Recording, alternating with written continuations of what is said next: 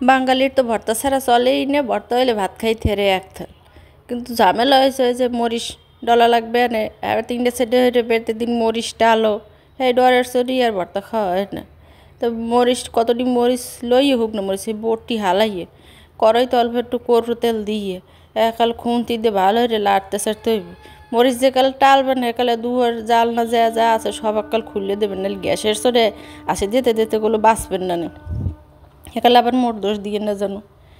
মরিচটা লই গেলে ব্লেন্ডারের পটটার মধ্যে ভরিয়ে একালে মহে মহে ভরিয়ে এবারে ঢাকনা একটা দিয়ে গোড়া সাইডে দেবেন ঘুটনি দিলে দেখবেন একালে আডি মেডি যা আছে সব একাল পাউডার হয়ে যাবে।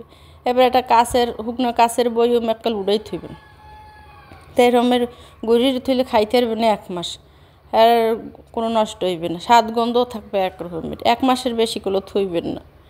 এবার আমি ভর্তা বানান, মাহা বানান, আমরা বানানি, এবার ওই যে পেয়ারা মাহা, আন্ডা ভর্তা, আলু ভর্তা যা বানান একটু 1 চামচ দেবেন, দিয়ে একালে মাইকে জুইকে ভর্তা বানাইয়া খাইয়ে লইবেন।